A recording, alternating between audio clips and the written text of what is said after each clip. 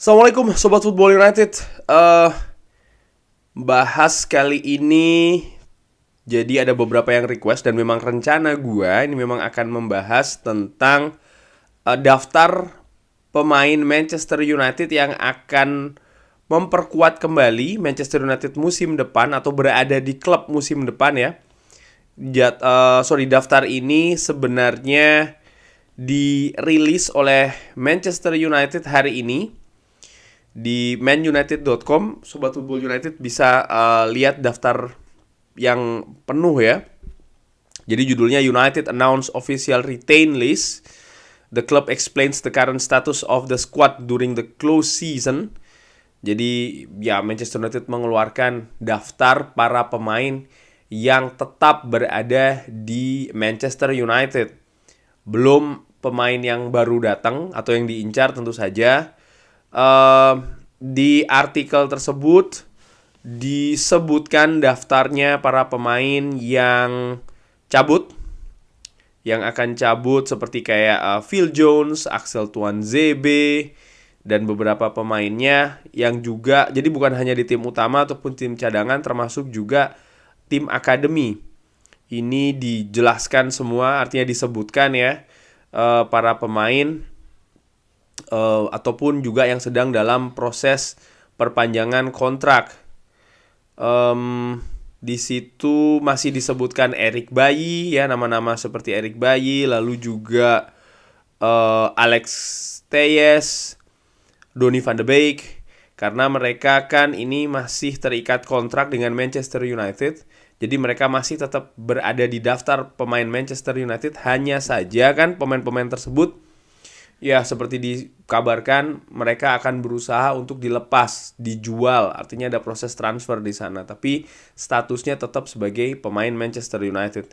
Di daftar ini disebutkan ya pemain inti, umur berapa, masuk golongan berapa gitu ya. Maksud gue berdasarkan usia, termasuk juga pemain akademi, pemain beasiswa, dan lain-lain. Nah, yang ingin gue bahas kali ini terkait dengan dua pemain nih yang diberitakan dan menurut gue sedikit kontroversial mungkin, yaitu langsung aja Mason Greenwood dan juga David De Gea.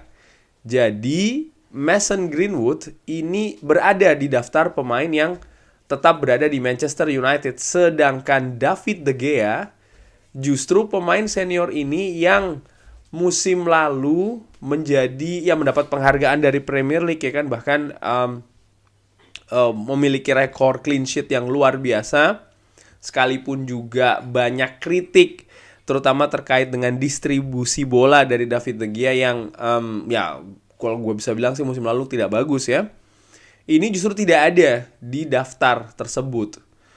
Diberitakan sebelumnya, David De Gea memang sedang dalam proses perpanjangan kontrak dengan Manchester United. Manchester United tidak mengaktifasi atau mengaktifkan ya 1 tahun kontrak, perpanjangan kontrak secara otomatis itu tidak diaktifasi oleh Manchester United. Kenapa? Karena Manchester United ingin ada negosiasi baru, terutama terkait dengan gaji dari David De Gea. Nah, sekarang gue ingin bahas dulu ya terkait dengan Mason Greenwood. Bagaimana ini? Termasuk di daftar. Tapi di informasi lain yang gue dapatkan ya, ini tidak sama sekali tidak berarti kalau Mason Greenwood sudah selesai investigasinya. Seperti kita ketahui, Manchester United sedang melakukan internal investigation ya, atau investigasi internal terkait dengan Mason Greenwood, kasusnya yang berurusan dengan hukum, yang buktinya sudah tersebar di mana-mana, yang kasusnya menurut gua kasus yang sangat sensitif karena ya kasus kriminal terhadap lawan jenis ya, kekerasan secara verbal, secara fisik, walaupun proses hukumnya sudah dihentikan.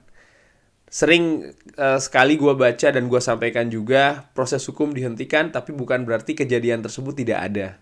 Kalau menurut gue sih seperti itu ya kan. Sekali lagi, secara hukum memang tidak berlanjut, tapi bukan berarti kejadian itu tidak ada. Kan demikian, karena buktinya sudah tersebar ya kan, dan lain-lain. Nah, bagaimana nih kok dia masih tetap berada di Manchester United? Menurut gue ringan amatiran, Mason Greenwood ini kontraknya di Manchester United ini kan masih ada beberapa waktu lagi. Jadi Mason Greenwood sendiri ini statusnya sebenarnya dari musim lalu ini kan walaupun sudah ada proses hukum dan lain-lain, ini kan tetap sebagai pemain Manchester United. Nah, kenapa kok bisa seperti itu? Menurut gua, ini asumsi gua atau ya perkiraan ringan amatiran ya. Kenapa? Besar kemungkinan karena kontraknya yang masih baru akan berakhir di tahun 2025. Masih ada 2 tahun lagi. Artinya apa? Manchester United kalau menyudahi, memotong atau menyelesaikan Mason Greenwood, maka Manchester United harus membayar kompensasi. Dan kompensasinya ini besar ya, jutaan. Lalu gue melihat bagaimana kondisi budget Manchester United yang musim ini itu oke, dari sisi jumlah itu besar, tapi ada juga banyak keterbatasan. Manchester United tidak bisa terlalu bombastis jor-joran ya dananya karena ada financial fair play, lalu juga ada aturan baru terkait dengan transfer, kebijakan transfer ya kan, di mana akan mempengaruhi juga kebijakan-kebijakan transfer musim-musim selanjutnya. Aturannya kan demikian sehingga klub ini termasuk juga Manchester United dalam melakukan pergerakan di bursa transfer ini harus sangat cermat, harus sangat teliti, tidak boleh asal-asalan. Untuk lini depan Manchester United memang nih membutuhkan pemain baru, kualitas baru. Namun menurut gue ringan amatiran salah satu trigger atau hal yang bisa kita lihat apakah Mason Greenwood akan kembali atau tidak. Pertama, pre-season. Kalau dia ikut pre-season, dia punya chance yang lebih besar untuk diikutsertakan oleh Erik ten Hag. Tapi tentu saja ini juga akan tergantung dengan bagaimana hasil investigasi secara internal. Kalau menurut gua itu penting. Kenapa? Karena sang pemain ini sudah absen berkompetisi di level tertinggi, bahkan juga tidak pernah latihan secara kolektif ya. Gua nggak tahu kalau secara mandiri, tapi yang tidak secara kolektif ini tidak dalam jangka waktu yang cukup panjang. Dan kalau yang gue lihat ya, gue bandingkan pemain-pemain profesional lain, baik yang absen karena cedera ataupun dengan alasan yang lain ya, dalam jangka waktu yang tidak sepanjang Mason Greenwood saja, itu memiliki penurunan permainan yang besar.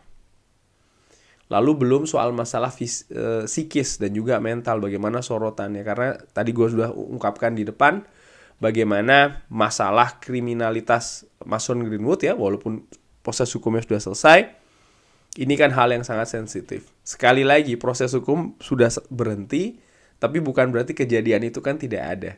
Dan kejadian ini diketahui secara global.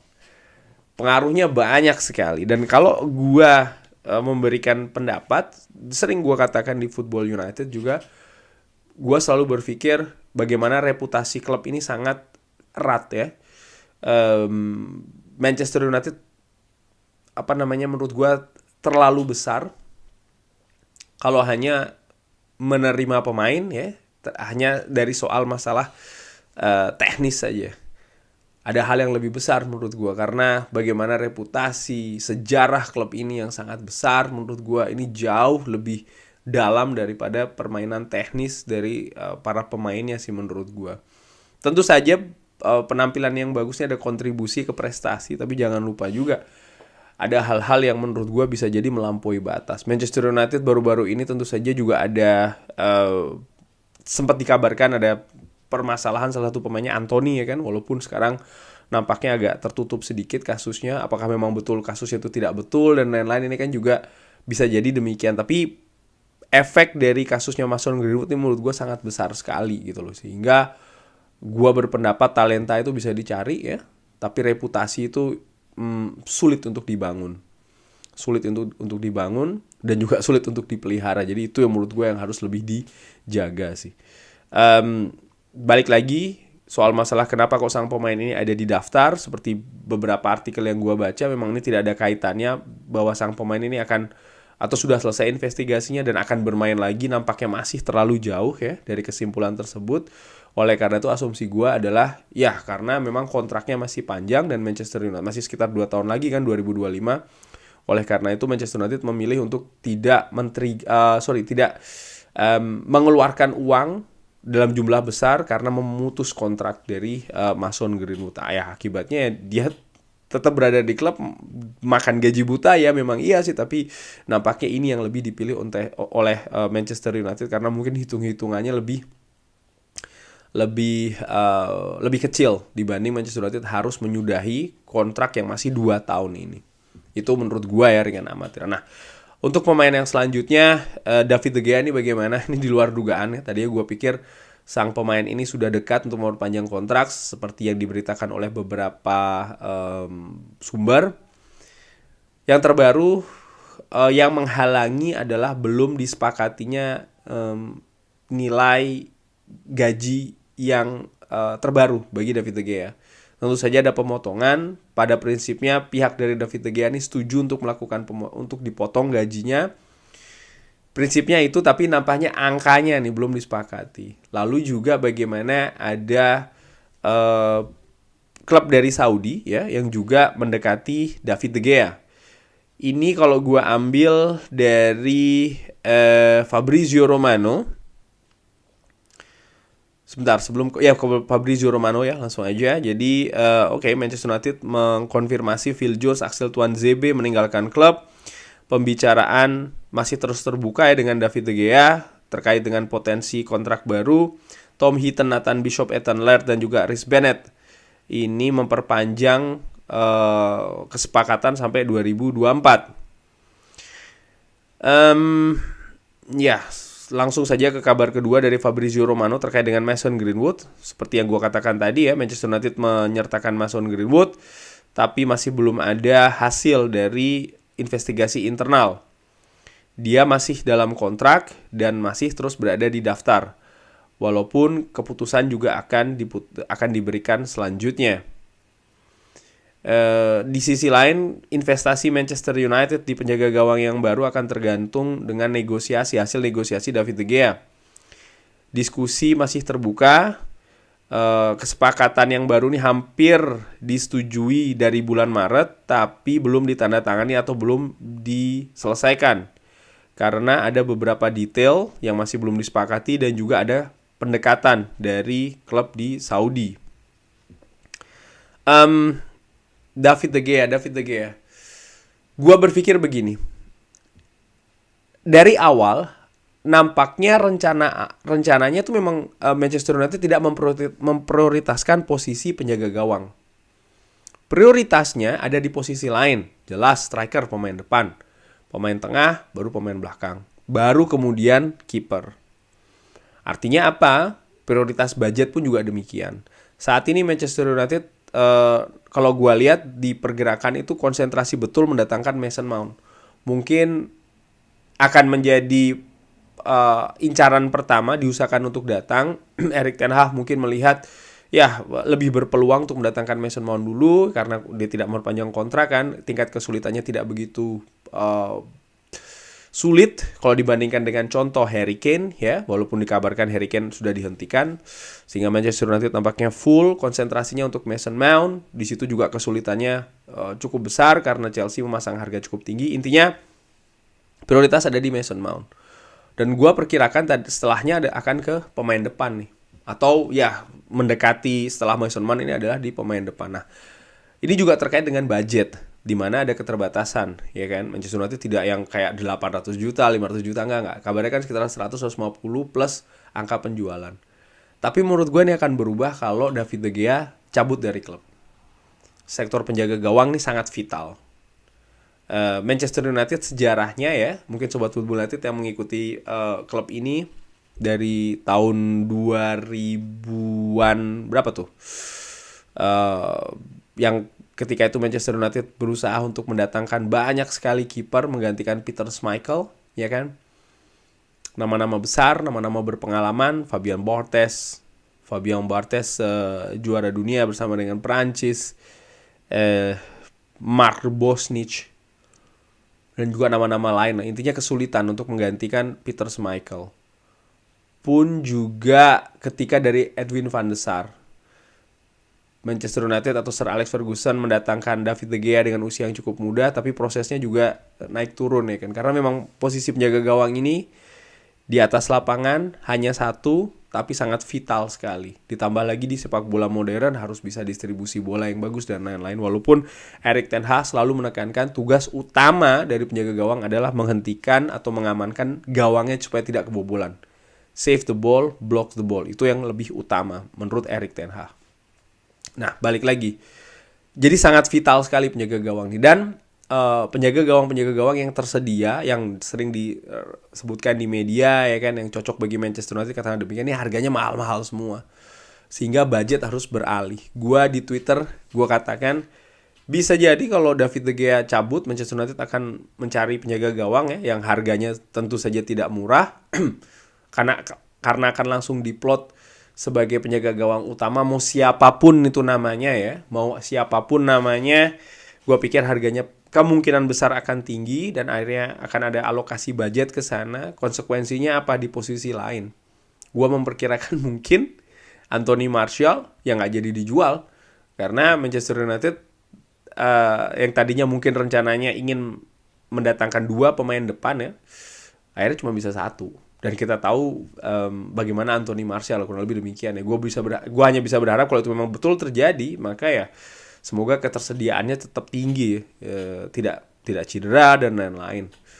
Lalu juga mungkin pemain posisi lain, pemain belakang yang tadinya mungkin ingin mendatangkan pemain center back, ya karena budgetnya akan tersedot di penjaga gawang sehingga akan ada hal yang berbeda begitu loh. Ini juga merupakan tantangan dari manajemen menurut gue dan juga bagi Erik ten Hag ya dalam melakukan pengaturan. Gue nggak tahu apakah mereka juga sudah berpikir tentang kemungkinan David De Gea ini tidak jadi perpanjangan kontrak, katakanlah demikian. Tapi dari informasi yang ada dari Fabrizio Romano dan juga dari websitenya Manchester United, segalanya masih terbuka.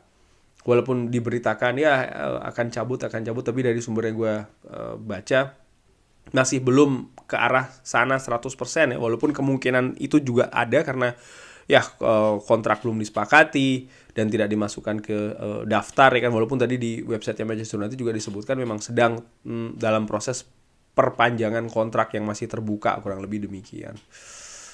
Itu tadi situasi ya, berserta dengan analisa ringan amatiran ala gua dengan apa yang terjadi.